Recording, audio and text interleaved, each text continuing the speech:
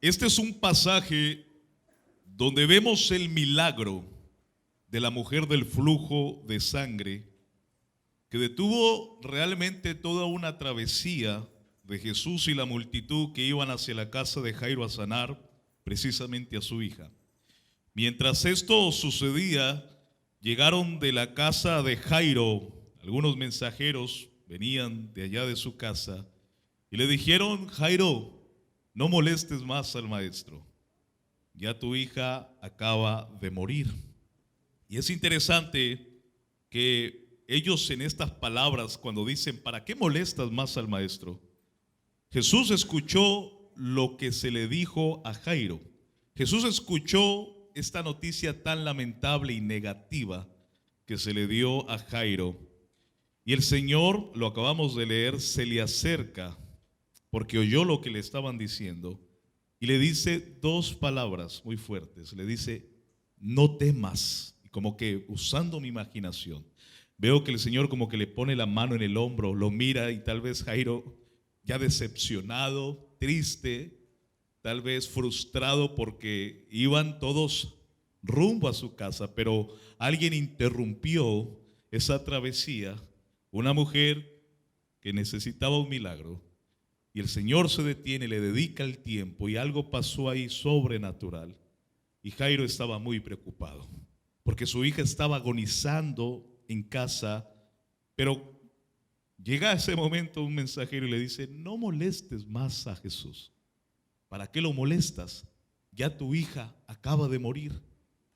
Y yo quiero que usted por un momento piense en el sentimiento, en la frustración que habrá sentido este hombre, Jairo, al saber que ya era para él muy tarde. El Señor se le acerca y le dice dos convicciones. Una: no temas, y otra dice: cree solamente. Y en esta historia vamos a ver dos acontecimientos en la vida de dos personas, una adulta y una adolescente. No sabemos sus nombres, pero sí las circunstancias que rodearon a estas dos mujeres. Este pasaje, hermanos, es una historia dentro de otra historia. Es un milagro dentro de otro milagro. Es una necesidad dentro de otra necesidad. En diferentes circunstancias, pero con la misma necesidad de un milagro. Antes de esto, recordemos que Jesús había hecho un milagro espectacular, la liberación del endemoniado gadareno. Y cuando él estuvo ahí en esa tierra, al otro lado de la orilla, y libertó a este hombre de muchos demonios, curiosamente o paradójicamente, la gente de esa tierra, de ese lugar, en vez de alegrarse de que Jesús había libertado a un pobre hombre endemoniado, que era el terror de aquella gente, la gente, en vez de alegrarse de ver ese milagro de liberación, le rogaban a Jesús, le insistían que se fuera de sus tierras. Lárgate de aquí, Jesús. Y en vez de alegrarse de que un hombre había sido libertado, le pidieron a Jesús que se fuera de aquellas tierras. Entonces Jesús toma la barca y vuelve a Galilea, a la otra orilla, donde otra multitud de personas les estaba esperando. En esa multitud, amada iglesia, aparece un hombre llamado Jairo. Este hombre era uno de los principales de la sinagoga, no era sacerdote, pero era responsable del orden de los cultos de adoración en la sinagoga. Era un hombre respetado en su comunidad y conocido por muchos. Jairo era un hombre tal vez rico e importante en el pueblo, y la Biblia nos deja ver que era un hombre temeroso de Dios. Al acercarse a Jesús, él hace algo interesante. Se humilla y se postra públicamente a los pies del maestro y le declara su urgente necesidad. En el verso 23 de este pasaje nos dice que su hija estaba agonizando en casa y sabía que Jesús podía salvarla. Tenía fe en el poder de Jesús. Había tal vez Jairo oído de los milagros que él ya había hecho en otros lugares. Por eso Jairo tenía en su corazón la certeza de que si Jesús ponía sus manos sobre ella, ella seguramente iba a ser sana. Y esa era la convicción y la fe que inicialmente tuvo Jairo al encontrarse con Jesús y pedirle que fuera a su casa. Pero cuando van de camino a la casa de Jairo, hay una interrupción. Había una multitud, estaba Jairo y mucha gente estaba yendo rumbo a la casa de Jairo a ver el milagro de la sanidad de su hija. Usted sabe muy bien cómo es la gente de chismosa. La gente tal vez dijo: es Jairo, su hija está agonizando y Jesús aceptó ir a sanar a su hija. Vamos todos a ver qué es el poder del que hablan, que dice que tiene este hombre. Y la gente, como espectadores solamente, para salir de las dudas si este hombre tenía o no tenía poder, se fueron todos amontonados. Imagínense la congestión, imagínense todo el tumulto de muchedumbre yendo solamente a mirar si él tiene poder o no. Y cuando iban, entonces no se estaban dando cuenta que ya estaba ocurriendo un milagro en medio de la caminata, porque Jesús se detiene en un momento y hace una pregunta muy interesante: ¿alguien me ha tocado? Y esa pregunta resuena en los que estaban alrededor de Jesús. Sus discípulos estaban ahí, Pedro estaba ahí, Juan, Jacobo estaban ahí. Y tal vez Pedro hace la pregunta y le dice: maestro, ¿qué pregunta es esta? Ves que la multitud te aprieta, te empuja, te están tocando, estamos aquí, y tú preguntas: ¿alguien te ha tocado? Le quiso decir Jesús: ¿estás loco? Eso fue lo que le quiso decir. Pero el Señor dijo: no, alguien me tocó porque virtud, poder de mí salió. Sentí un corrientazo, algo salió de mí. ¿Quién fue? Este personaje que se atraviesa en la historia. No conocemos el nombre de esta mujer, pero como que en este pasaje hay un paréntesis. Una mujer que tenía o padecía por 12 años un flujo de sangre constante. Ella no era tan importante como lo era Jairo. Ella no era tan conocida como lo era Jairo. Pero ¿qué sabemos de ella? En el verso 25 y 26 de este pasaje nos deja ver que ella tenía una enfermedad incurable. Padecía de hemorragias de sangre. Era un flujo constante de pérdida constantemente de sangre. Llevaba 12 años sufriendo esta enfermedad. Perdió todo su dinero en muchos médicos y su situación era peor que al principio. La Biblia nos dice que esta mujer había quedado totalmente en la ruina, porque si tenía algún ahorro o algún dinero durante 12 años, los perdió todo pensando que alguna medicina, alguna hierba, algún hechicero, algún médico, algún augurio podía quitarle ese tormento de su enfermedad. Pero nada la había podido sanar. La Biblia dice antes que estaba peor que al principio. Esta mujer, hermanos, no tenía dientes. La consecuencia de perder constantemente sangre afectaba la estética física de su rostro. El calcio lo afectaba, la encía de su boca afectaba todo esto. Así que no tenía dientes. Su cuerpo estaba aferrado a los puros huesos. Su estado físico era como ver un cadáver, hermano. Era anémica, sin poder sostenerse de pie. 12 años perdiendo su sangre. Esta mujer estaba muriendo lentamente y dolorosamente. Como consecuencia de esta terrible enfermedad, esta mujer tenía una vida miserable. Según las leyes del Antiguo Testamento, su condición significaba que nunca podía ir a una sinagoga o al templo. Si tenía marido, si antes de esos 12 años de este azote había estado casada, pues ya había perdido a su marido, porque no podía tener contacto con él ni él con ella. De manera que si ella tocaba a su marido, él era impuro o inmundo. Y si él la tocaba a ella, él también se hacía inmundo. Era una situación de exclusión totalmente de esta mujer. Tenía que estar aislada de toda la sociedad. Entonces, si ella tal vez había tenido hijos con su esposo, no podía vivir con ellos, no podía acariciarlos, tener un gesto de madre a hijo, porque no podía tocar nada. No podía tocar a ninguna otra persona. La tenían como una inmunda. Si ella tocaba a algún amigo, algún extraño, si ella lo tocaba, podría ser incluso apedreada.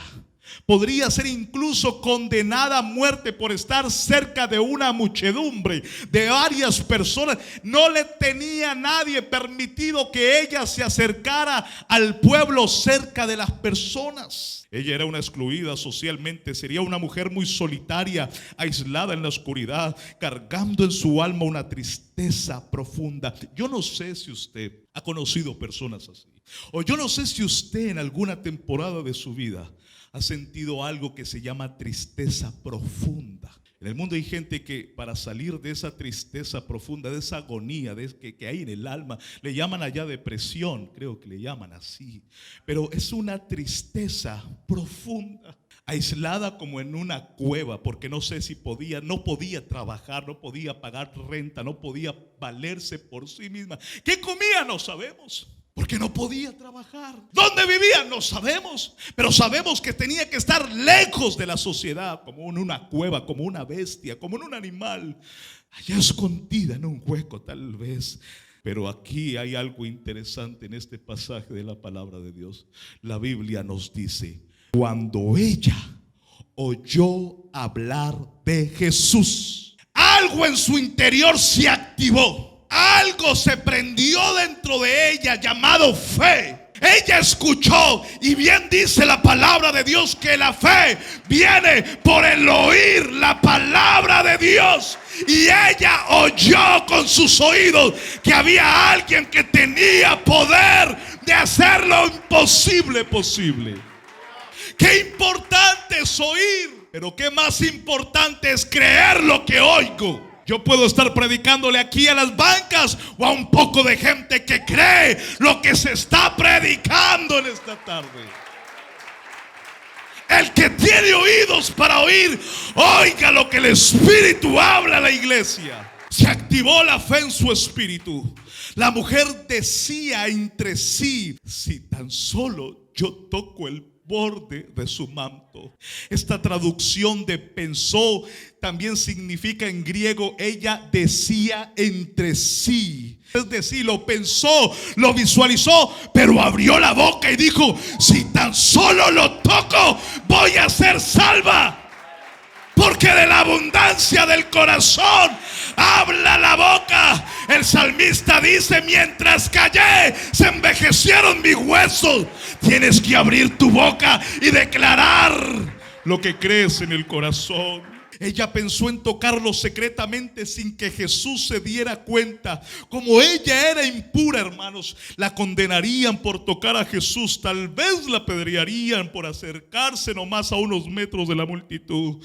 Pero alabado el nombre de Jesús, la fe de esta mujer la impulsó literalmente a arrastrarse entre la multitud como un animal herido, a gatear poco a poco, buscando espacios entre la multitud para irse cada vez acercando por detrás a Jesús. Tal vez estaba siendo golpeada, pisoteada, sus manos, cuerpo, pero ella estaba determinada a tocar el borde del Señor Jesús. Ella no dijo: necesito hacer una cita con Jesús. No, ella dijo: solamente si toco un pedazo de su ropa, voy a ser sana. En el verso 29 nos dice que al tocar el manto, al instante la fuente de su sangre se secó. Nadie se había dado cuenta, pero ella sintió cuando lo tocó que algo pasó en su cuerpo y se secó esa hemorragia de sangre. ¿Qué pasa? Ya no está, ya esto se sanó. ¡Wow! Solamente con tocar el borde. Jesús de inmediato percibió que había salido poder de él. ¿Cuánto poder tiene él que involuntariamente su poder salió sin pedirle permiso por la fe? Y esto me ministra profundamente a mi espíritu, iglesia. Este toque era diferente. Jesús no está hablando de un empujón sin fe. Jesús no está hablando de un córrete que no puedo ver, de un apretón, de un chismoso. Él está hablando: alguien me tocó porque poder salió de mí. Venga, mi hermano Casanova, un momento, por favor. Quiero que me toque el borde de mi saco. Yo podría estarle, ya me está tocando, hermano. ¿Serio? ¿En serio? ¿En serio? Gracias, mi hermano. Yo no me di cuenta. Ella pensó: yo solo lo toco, él no se tiene que dar cuenta. Imagínese la fe de esta mujer, que aunque solamente lo tocó, no lo jaló, lo tocó, el poder de Dios salió. Y Jesús, que es Dios, se da cuenta cuando hay alguien que lo toca con fe, cuando hay alguien que lo alaba con fe, cuando hay alguien que le cree a él. Él siente que alguien lo toca cuando tú lo alabas, cuando tú te pones de pie y dices: yo creo, tócalo. Yo necesito tocar su manto este año. Usted necesita tocarlo este año. Si tú lo empujas, si tú vienes a los cultos como un religioso, pero si tú lo tocas con fe, él se detiene. Y temblando vino y se postró. Se postró. La descubrieron. Ella estaba temblando y atemorizada, porque si Jesús paró y se dio cuenta, la multitud la iba a juzgar. Tal vez ella pensó que Jesús podía haberla reprendido: ¿por qué me tocaste sin mi permiso? Ella temblando, al ver que él detuvo toda la multitud, que él se detuvo en medio de la caminata y que comenzó a preguntar. Ella estaba oyendo esta pregunta: esa soy yo. Yo fui la que lo toqué, él me descubrió. Entonces ella vino temblando y se postró a sus pies y le declaró públicamente delante de todos esos chismosos lo que Dios había hecho con ella. El Señor la mira y le dice: hija, tu fe, no mi manto milagroso, no, tu fe te ha hecho salva.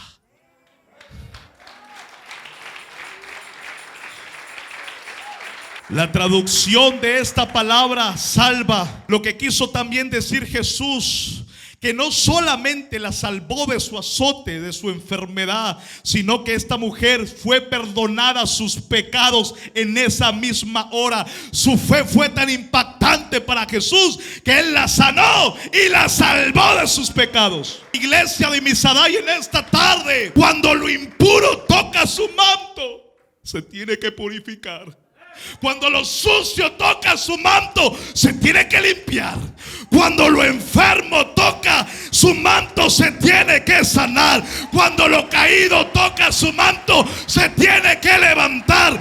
Cuando lo débil toca su manto, se tiene que hacer fuerte. Cuando el pecado toca su santidad, hasta ese día eras un esclavo del pecado.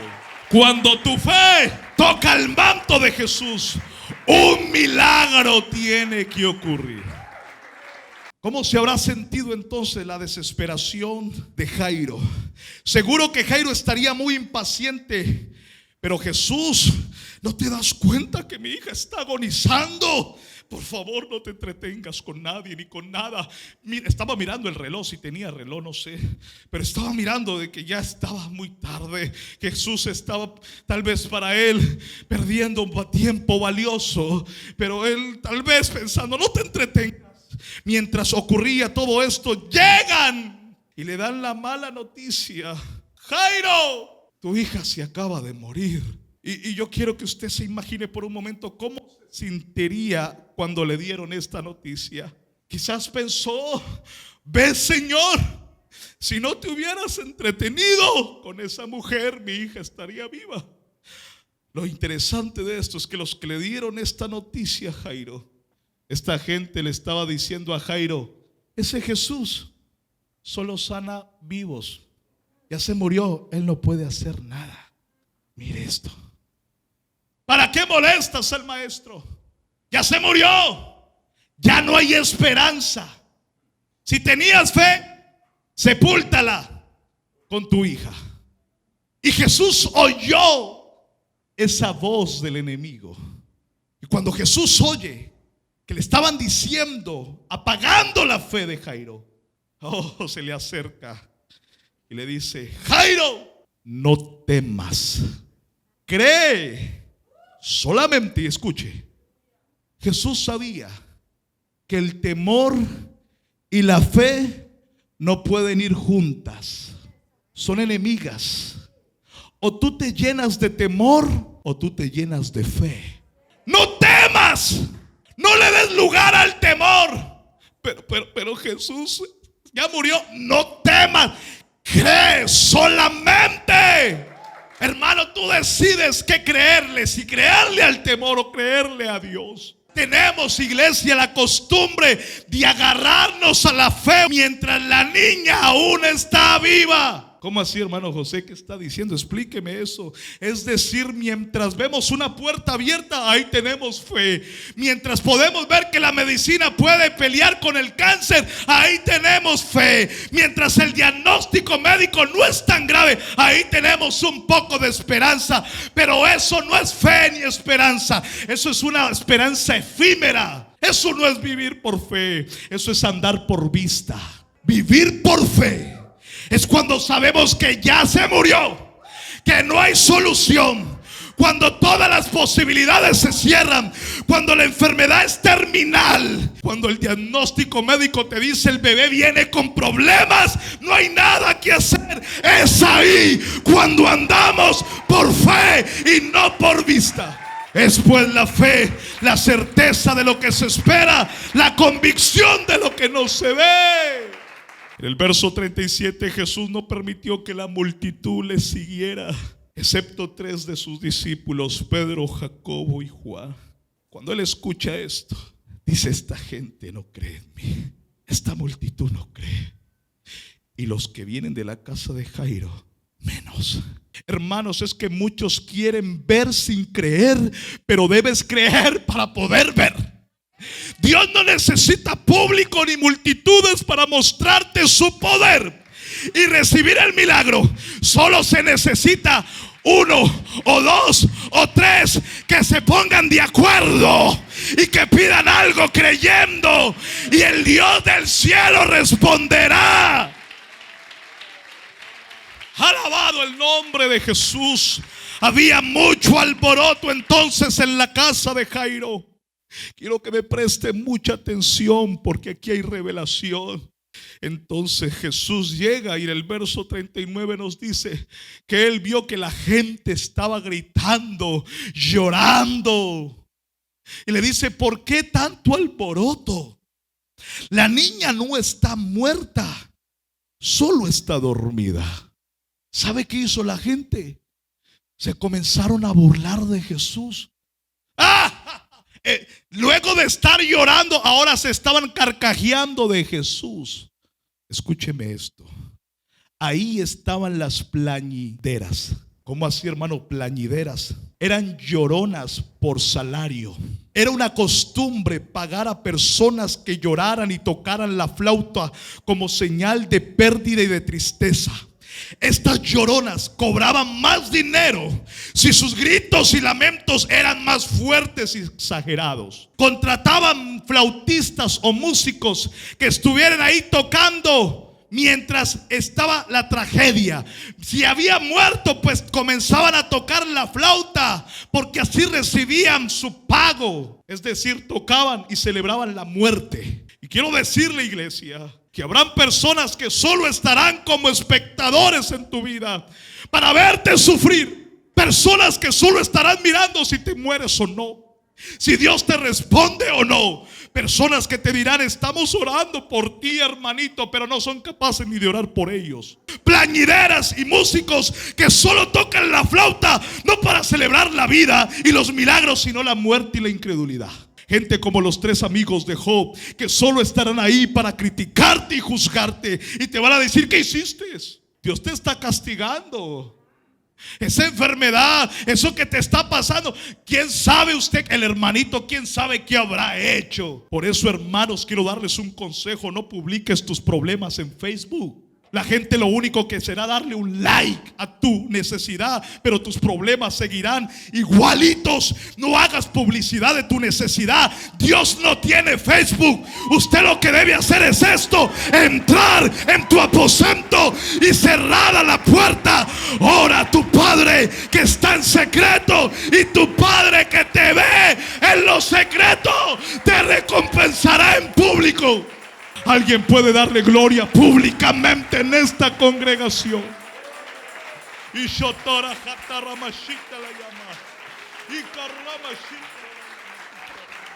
Jesús los excluyó a todos, a esas lloronas, a esos flautistas.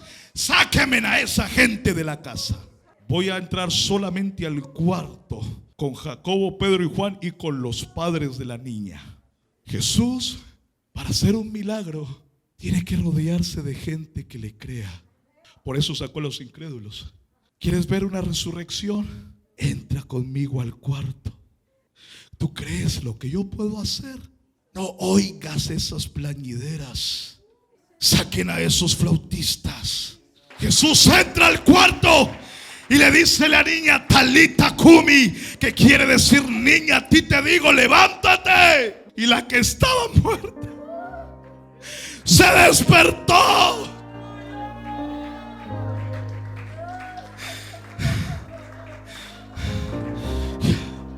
No temas, solo cree. ¿No te he dicho que si creyeres verás la gloria de Dios? Escúcheme ya para terminar. La hija de Jairo tenía 12 años de alegría que se iban apagando. La mujer tuvo 12 años de agonía que parecían sin esperanza. Jairo fue un hombre importante, líder de la sinagoga. La mujer no era nadie para el mundo, ni siquiera sabemos su nombre. Jairo probablemente era un hombre rico porque era un hombre importante. La mujer era pobre porque gastó todo lo que tenía en médicos. Jairo vino públicamente a Jesús. La mujer vino en secreto. Jairo pensó que Jesús tenía mucho que hacer para sanar a su hija, pero la mujer dijo: si tan solo tocar el manto seré salva. Jesús respondió a la mujer inmediatamente, y sin embargo respondió a la hija de Jairo después de un tiempo. La hija de Jairo fue sanada en secreto, la mujer públicamente. Jesús la rescató a las 2 de la muerte. Esto nos enseña, iglesia, en esta noche, que Jesús tiene poder y control sobre la enfermedad y sobre la muerte.